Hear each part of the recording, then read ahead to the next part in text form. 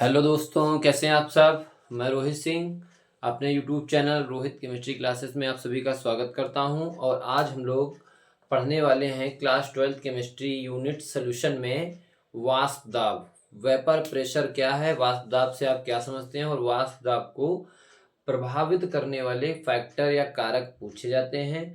तो हम लोग बहुत ही महत्वपूर्ण टॉपिक पढ़ेंगे, वाष्प दाब। इसके पहले भी हम लोग यूनिट सोल्यूशन से पढ़ चुके हैं, वीडियो आप जाकर देख सकते हैं।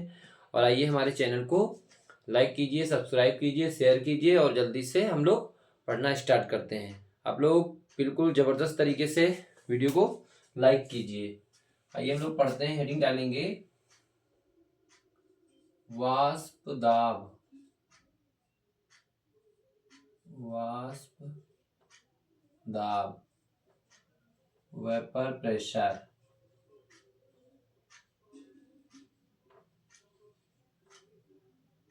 वाष्प दाब, वेपर प्रेशर। ठीक है, देखिए इसको वाष्प दाब को समझने से पहले इसमें एक जो है डायग्राम थोड़ा सा देख लीजिए कि अगर कोई बंद बर्तन है हमारे पास, क्या है, अगर हमारे पास कोई बंद बर्तन है और जिसमें मान लीजिए यहाँ पर हमारा इतना द्रव भरा हुआ है, ठीक है, इसमें ये हमारा द्रव भरा हुआ है और हम अगर इसको नीचे से क्या करें, ताप दें, यानी कि इसको हम टेम्परेचर दें, ताप दें। और ताप को कैसा रखें, स्थिर। ताप कैसा रखें, स्थिर। ताप में कोई परिवर्तन ना करें, जितना ताप दे रहे हैं वो उतना ताप बना रहे, सेम ताप कांस्टेंट रहे, स्थिर रहे। तो जो द्रव है वो क्या करेगा, द्रव का वाष्पन होगा। द्रव का क्या होगा, वाष्पन। जब द्रव का वाष्पन होगा तो द्रव के कण जो है बर्तन की जो सतह से टकराएंगे इधर उधर, ठीक है, इधर उधर क्या करेंगे, टक्कर देंगे। तो जो स्टार्टिंग में जो वाष्पन होगा, क्या होगा, वाष्पन। वाष्पन का वेग जो होगा उसको v1 मान लेंगे, क्योंकि वेलोसिटी वेग को v से प्रदर्शित करते हैं। तो वाष्पन जो हो रहा होगा उसको v1 मान लेंगे। और इस स्थिति में क्या होगा, जो संघनन होगा,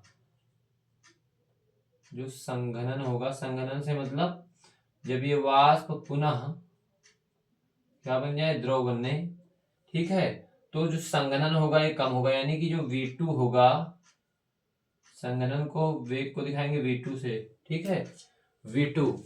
तो एक स्थिति ऐसी होगी पहले कि जब हम इस द्रव बंद बर्तन में इस द्रव को गर्म करेंगे स्थिर ताप पर, तो यह द्रव का वाष्पन होगा बहुत तेजी से, वाष्पन होगा तेजी से, यानी कि v1 जो होगा वो अधिक होगा, जबकि संघनन क्या होगा, कम होगा, v2 का वेग कम होगा।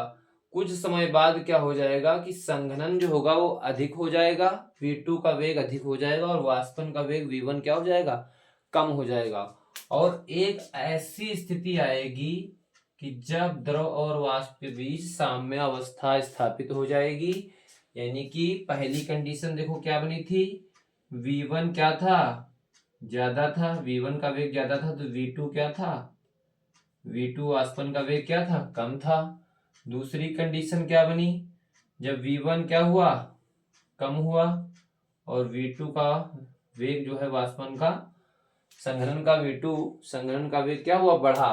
और तीसरी कंडीशन एक ऐसी आएगी कि जब द्रव और वाष्प, यहाँ पर ये वाष्प जो है वाष्पन हो रहा है तो वाष्प में बदल रहा है द्रव, तो एक कंडीशन ऐसी आएगी कि जब द्रव और वाष्प के बीच साम्य अवस्था स्थापित हो जाएगी, तो उस स्थिति में v1 बराबर क्या हो जाएगा, v2, यानी कि वाष्पन का वेग और संघनन के वेग दोनों क्या हो जाएंगे, बराबर हो जाएंगे, ठीक है। तीन कंडीशन इसमें अप्लाई होंगी। तो इसमें स्टार्टिंग में हम लोग लिखेंगे, इसमें लिखेंगे जब बंद बर्तन में, थोड़ा सा इसकी प्रोसेस लिख लेंगे, जो डायग्राम हमने बनाया यहाँ पर आप समझ लीजिए इसको। जब बंद बर्तन में कुछ द्रव को, जब बंद बर्तन में कुछ द्रव को स्थिर ताप पर स्थिर ताप पर गरम करते हैं, स्थिर ताप पर गरम करते हैं, तो प्रारंभ में यानी कि सबसे पहले, तो प्रारंभ में वाष्पन, तो प्रारंभ में वाष्पन का वेग यानी कौन, V1, वाष्पन का वेग अधिक होता है, अधिक होता है, जबकि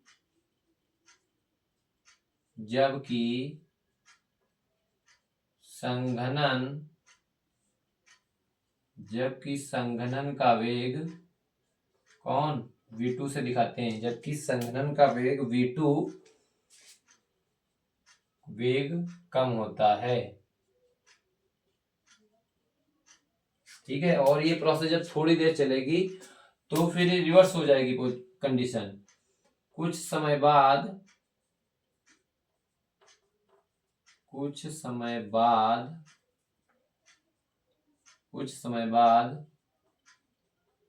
वाष्पन का वेग यानी V1, वाष्पन का वेग, दूसरी कंडीशन देखो, यहाँ पर V1 घटने लगा, वाष्पन का वेग V1 घटने लगता है,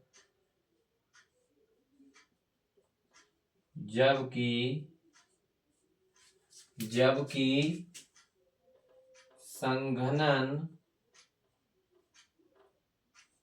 संघनन का वेग क्या है, V2, जबकि संघनन का वेग क्या होने लगा, दूसरी कंडीशन में देखो बढ़ने लगता है, जबकि संघनन का वेग बढ़ने लगता है या अधिक हो जाता है, अधिक हो जाता है। ठीक है, ये कंडीशन दोनों हो गई। तीसरी कंडीशन एक ऐसी आएगी कि जब द्रव और वाष्प के बीच क्या हो जाएगी, इक्विलिब्रियम मेंटेन हो जाएगी, साम्यावस्था स्थापित हो जाएगी, तब V1 और V2 दो वेग जो है दोनों, वाष्पन का वेग और संघनन का वेग दोनों क्या हो जाएंगे, बराबर हो जाएंगे। न द्रव का वाष्पन हो रहा होगा उस समय और ना ही संघनन हो रहा होगा, दोनों कंडीशन बराबर पे आ जाएंगे एकदम। ठीक है, इसमें लिखेंगे तथा कुछ समय पश्चात तथा कुछ समय पश्चात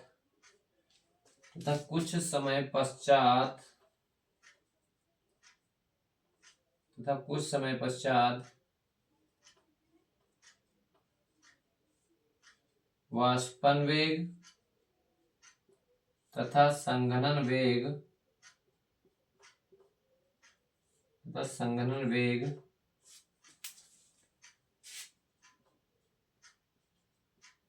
का मान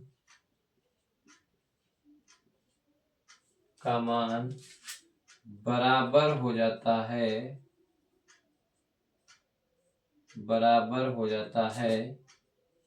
क्योंकि द्रव व वाष्प के बीच क्या हो जाता है, साम्यावस्था स्थापित हो जाती है, साम्यावस्था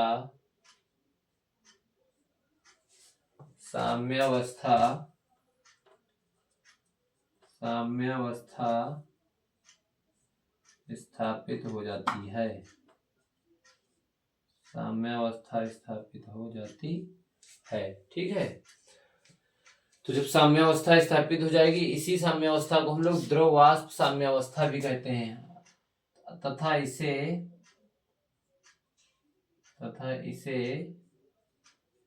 द्रव वाष्प यानी द्रव और वाष्प के बीच साम्यावस्था स्थापित होती है, तथा इसे द्रव वाष्प साम्यावस्था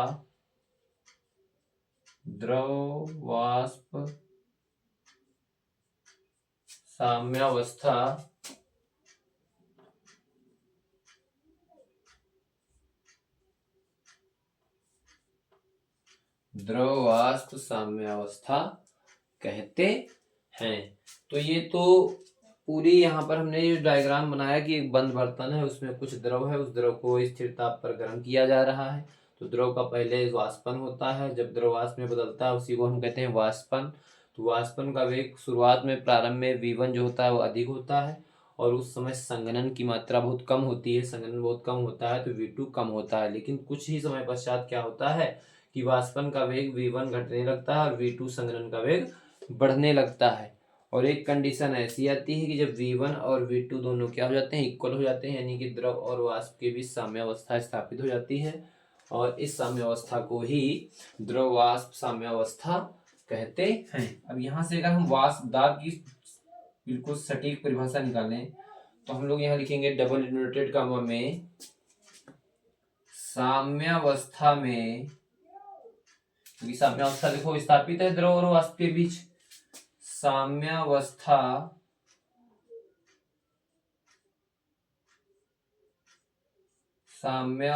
में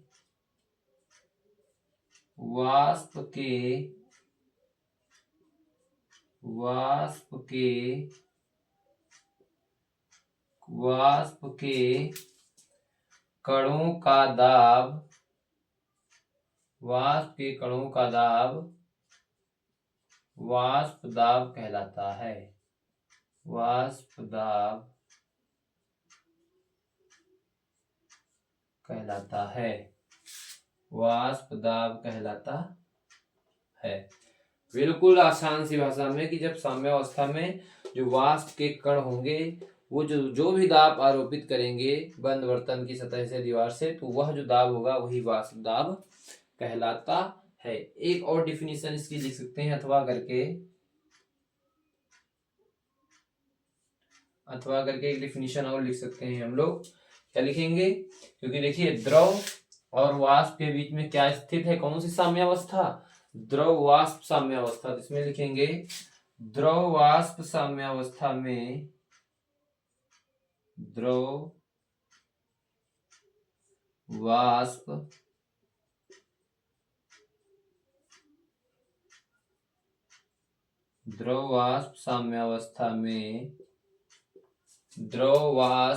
साम्यावस्था में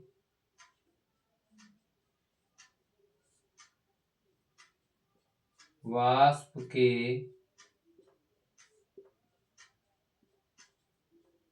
कणों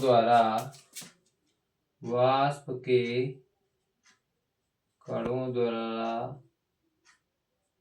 आरोपित दाब को वाष्प दाब कहते हैं। वाष्प दाब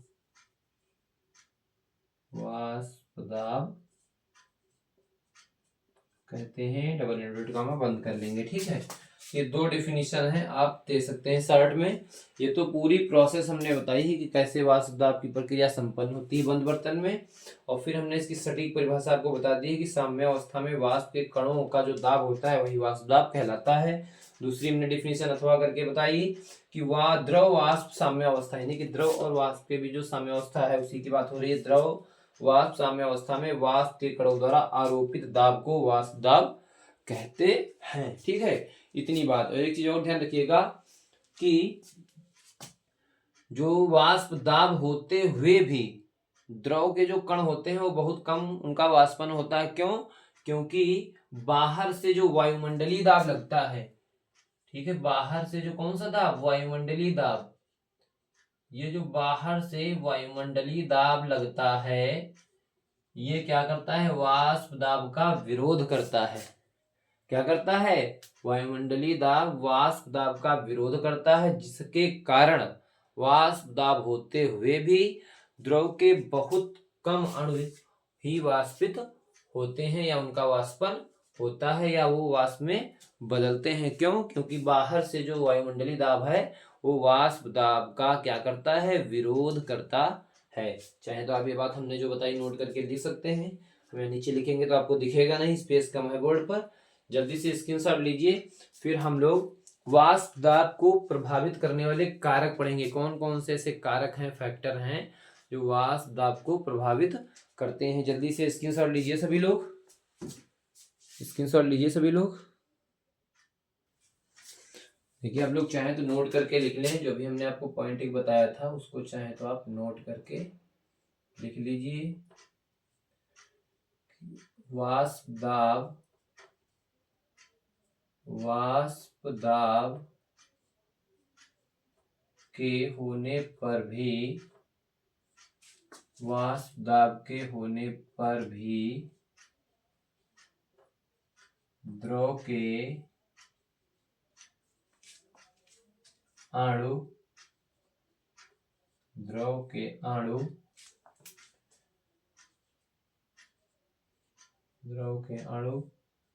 बहुत कम वाष्पित होते हैं, बहुत कम वाष्पित होते हैं क्योंकि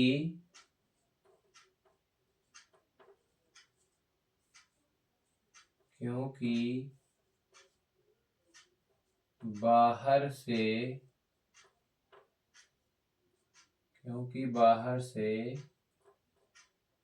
लगने वाला वायुमंडलीय दाब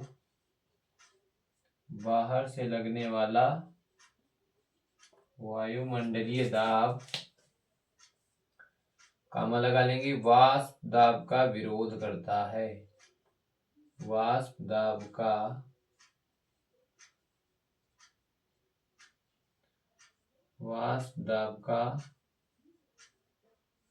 विरोध करता है। ठीक है, ये बात आप नोट कर लीजिएगा, क्योंकि द्रव सारा का सारा द्रव वाष्पित इसीलिए नहीं हो पाता है क्योंकि जो वायुमंडलीय दाब काम कर रहा है उस बर्तन के ऊपर, वो उस वाष्प दाब का क्या करता है, उसके अगेंस्ट काम करता है, उसका विरोध करता है। ठीक है, इसीलिए सारा द्रव वाष्पित नहीं हो पाता है, द्रव के कुछ ही कण होते हैं, अणु जो होते हैं वो वाष्पित होते हैं। ठीक है, अब इसके हम लोग प्रभावित करने वाले कारक देख लें। हेडी डाल लेंगे, वाष्प दाब को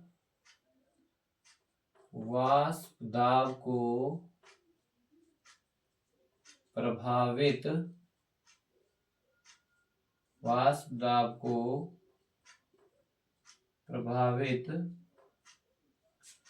करने वाले कारक,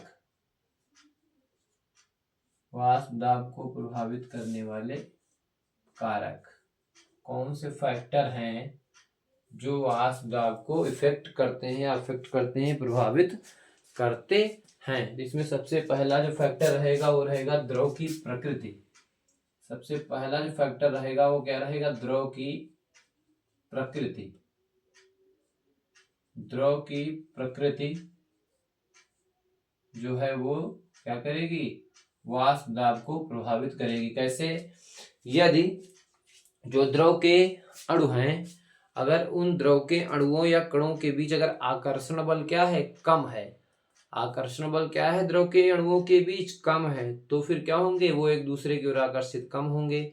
जब कम आकर्षित होंगे तो दूर दूर होंगे, दूर दूर भागेंगे, जिससे उनकी क्या होगी, गतिज ऊर्जा अधिक होगी। जब गतिज ऊर्जा अधिक होगी तो उनका वेग भी अधिक होगा, और जब वेग अधिक होगा तो बर्तन की दीवार से वो तेजी से टकराएंगे, दाब क्या करेंगे, आरोपित करेंगे, जिसके कारण उसका वाष्प दाब भी क्या होगा, अधिक होगा। यहाँ पर लिख लीजिए, द्रव की प्रकृति में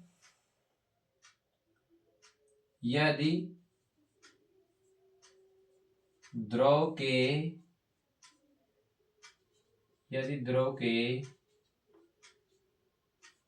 अणुओं के मध्य आकर्षण बल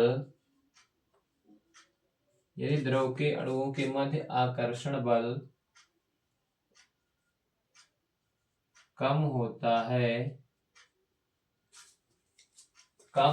है तो द्रव के कणों की गतिज ऊर्जा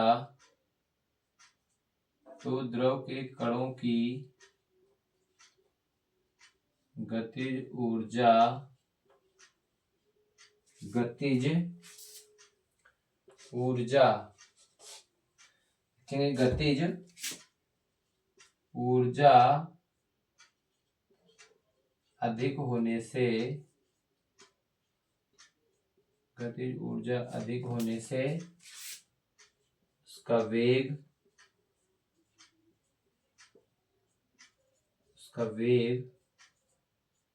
अधिक होता है, उसका वेग अधिक होता है,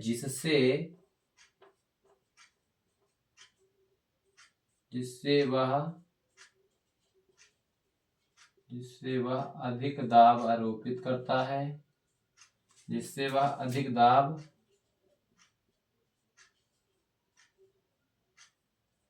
आरोपित करता है, जिससे वह अधिक दाब आरोपित करता है। परिणाम स्वरूप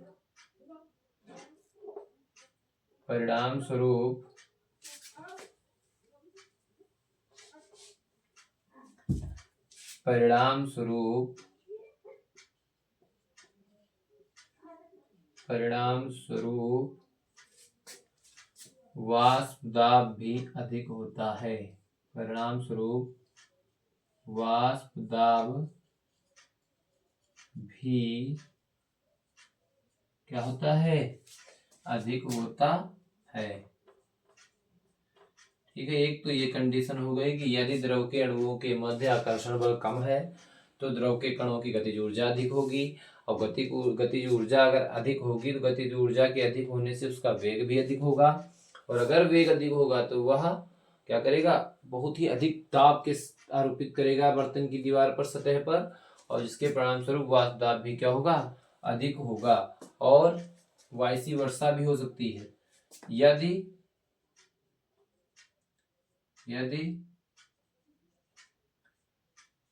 द्रव के अणुओं के मध्य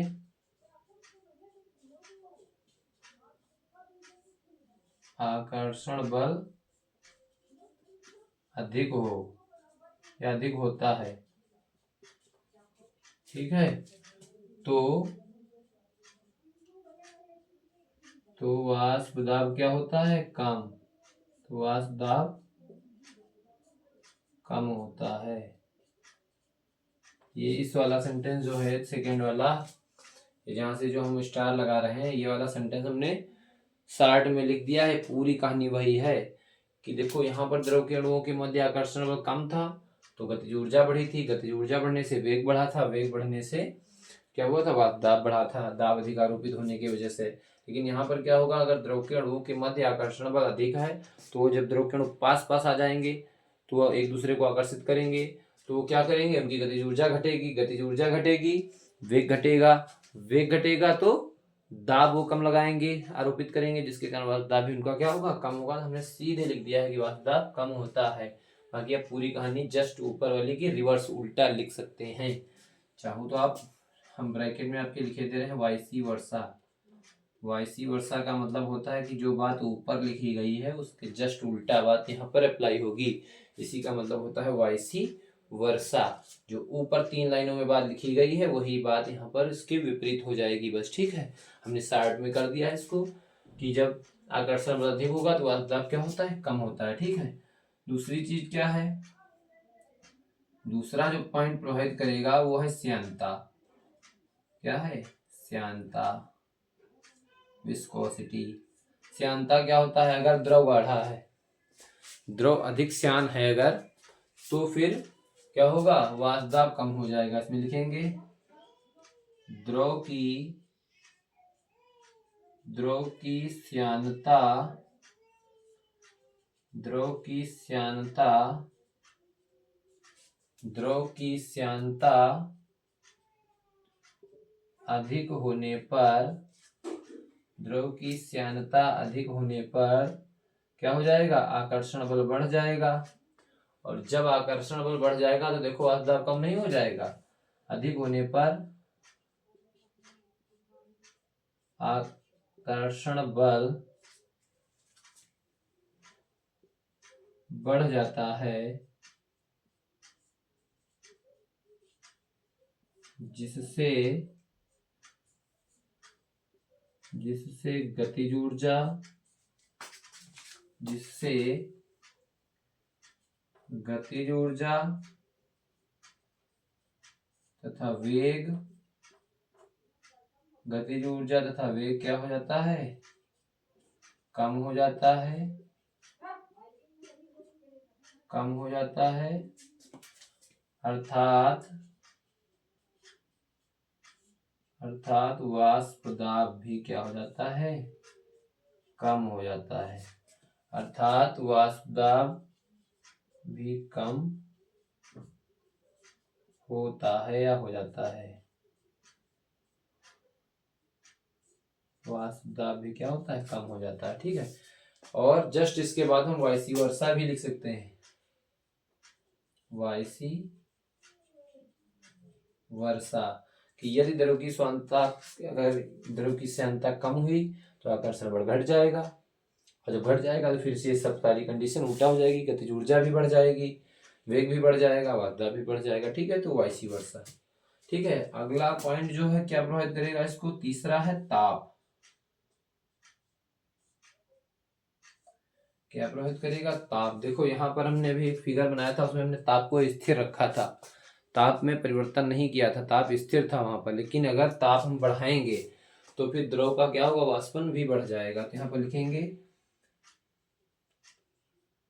द्रव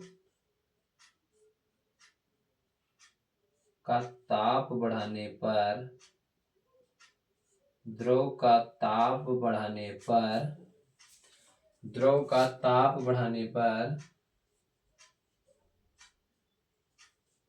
द्रव का वाष्प दाब, द्रव का वाष्प दाब भी बढ़ जाता है, भी बढ़ जाता है। और इसमें भी कंडीशन वाइसी वर्सा काम करेगी यहाँ पर। जस्ट इसके विपरीत बात, अगर ताप अगर घट रहा है तो द्रव का वाष्प दाब क्या हो जाएगा, बढ़ जाएगा। ठीक है, तो द्रव का ताप बढ़ाने पर जो है वाष्प दाब बढ़ता है, और द्रव का ताप घटाने पर वाष्प दाब क्या होता है, घटता है। ठीक है, तो जहां जहां वाइसी वर्सा लिखा है इसका मतलब ऊपर लिखी गई बात का, सेंटेंस का उल्टा अर्थ होता है। ठीक है, तो इस तरह से ये कुछ फैक्टर हैं, कारक हैं जो किसी भी द्रव के वाष्प दाब को प्रभावित करते हैं। ठीक है, और हम लोग आज इतना ही पढ़ेंगे, फिर अगले वीडियो में हम लोग राउल्ट का नियम पढ़ेंगे, और जो है इम्पोर्टेंट टॉपिक जो है जैसे परासरण और परासरण दाब से टॉपिक से प्रश्न पूछे जाते हैं, फिर हम लोग न्यूमेरिकल देखेंगे, आंकिक प्रश्न। ठीक है, जल्दी से वीडियो को लाइक कर दीजिए, चैनल को सब्सक्राइब कर दीजिए, और विश्वास रखिए कि जब तक आप हमसे जुड़े हैं आपका नुकसान किसी भी तरह से नहीं होगा, आपके जबरदस्त नंबर आएंगे, बस आप पढ़ते रहिए। ठीक है, आप अपना प्यार स्नेह हमें देते रहिए, और हम आपके लिए इसी तरह से मेहनत करते रहेंगे। Thank you for watching this video.